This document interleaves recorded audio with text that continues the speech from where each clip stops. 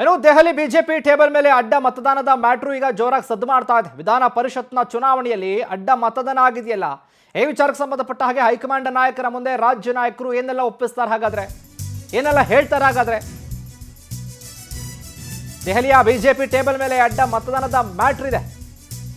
ಪರಿಷತ್ ಚುನಾವಣೆಯಲ್ಲಿ ಅಡ್ಡ ಮತದಾನ ಆಗಿದೆ.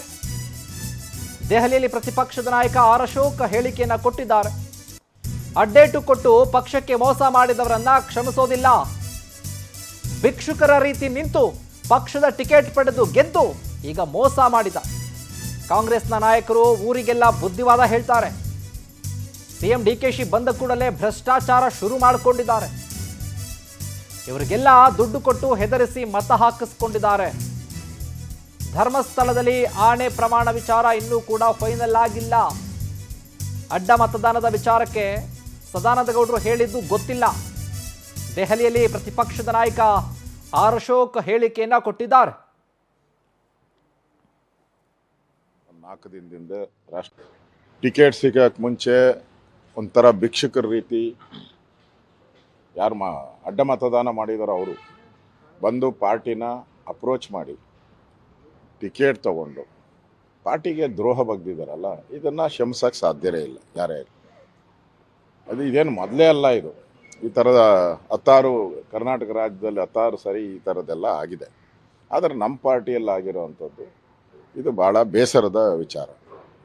ಆ ದೃಷ್ಟಿಯಿಂದ ನಾನು, ನಮ್ಮ ಅಧ್ಯಕ್ಷರು, ನಮ್ಮ ರವಿಕುಮಾರ್ ಅವರು, ನಮ್ಮ ನವೀನ್ ಅವರು, ನಮ್ಮ ದೊಡ್ಡನಗೌಡರು, ನಾವೆಲ್ಲ ಬಂದಿರೋವಂಥದ್ದು. ನಾವು ಅಪಾಯಿಂಟ್ಮೆಂಟ್ ಕೇಳಿದ್ರಿ, ಒಂದು 4 ದಿನದಿಂದ ರಾಷ್ಟ್ರೀಯ ಅಧ್ಯಕ್ಷರಿಗೆ ಅಪಾಯಿಂಟ್ಮೆಂಟ್ ಕೇಳಿದ್ರಿ, ಸಂತೋಷ್ ಜಿಗೆ ಅಪಾಯಿಂಟ್ಮೆಂಟ್ ಕೇಳಿದ್ರಿ. ಅವರು ನಮಗೆ ಇವತ್ತು 12 ಗಂಟೆಗೆ ಬರೋಕ್ಕೆ ಅಪಾಯಿಂಟ್ಮೆಂಟ್ ಕೊಟ್ಟಿದ್ದಾರೆ. ಸೊ ಹೋಗಿ ನಾವು ಎಕ್ಸ್ಪ್ಲೈನ್ ಮಾಡ್ತೀವಿ ಅಡ್ಡ ಮತದಾನ ಯಾರ್ಯಾರು ಮಾಡಿರ್ಬೋದು ಅಂತ. ಸಂದೇಹಗಳಷ್ಟೇ. ಇದು ಸೀಕ್ರೆಟ್ ವೋಟ್ ಇರೋದ್ರಿಂದ ಕಂಡುಹಿಡಿಯೋಕ್ಕಾಗೋದೇ ಇಲ್ಲ.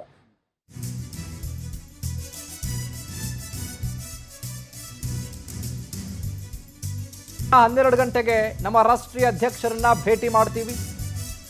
ಆ ಬಳಿಕ BL ಸಂತೋಷ್ ಅವರನ್ನ ಭೇಟಿ ಆಗ್ತೀವಿ. ದೆಹಲಿಯಲ್ಲಿ ವಿರೋಧ ಪಕ್ಷದ ನಾಯಕ ಆರ್ ಅಶೋಕ್ ಹೇಳಿಕೆಯನ್ನ ಕೊಟ್ಟಿದ್ದಾರೆ. ಅಡ್ಡೆಟ್ಟಿನ ಬಗ್ಗೆ ವರಿಷ್ಠರ ಬಳಿ ಮಾಹಿತಿಯನ್ನ ಹಂಚಿಕೊಳ್ತೇವೆ. ನಮ್ಮ ಹೈಕಮಾಂಡ್ ನಿರ್ದೇಶನ ಕೊಟ್ಟರೆ ಪಾಲಿಸ್ತೀವಿ. ನಾವು ಅದನ್ನು ಯಾವ ರೀತಿ ಹೈಕಮಾಂಡ್ ಹೇಳುತ್ತೋ ಆ ರೀತಿಯಾಗಿ ನಾವು ನಡ್ಕೊಳ್ತೀವಿ. ಬಿಜೆಪಿಲಿ ಅಡ್ಡ ಮತದಾನದ ಬಿರುಗಾಳಿಯ ವಿಚಾರಕ್ಕೆ ಸಂಬಂಧಪಟ್ಟ ಹಾಗೆ ಹೈಕಮಾಂಡ್ ನಾಯಕರು ಏನೇನು ಹೇಳ್ತಾರೋ ಅದನ್ನು ನಾವು ಪಾಲಿಸ್ತೀವಿ ಅಚ್ಚುಕಟ್ಟಾಗಿ ಅಂತ ದೆಹಲಿಗೆ ಹೋಗಿದ್ದಾರಲ್ಲ ವಿರೋಧ ಪಕ್ಷದ ನಾಯಕ ಆರ್ ಅಶೋಕ್. ಇದರ ಜೊತೆಗೆ ವಿಜಯೇಂದ್ರ, ಉಳಿದಂತೆ ಹಲವು ನಾಯಕರು ಮಾತನಾಡಿದ್ದಾರೆ. ಅಶೋಕ್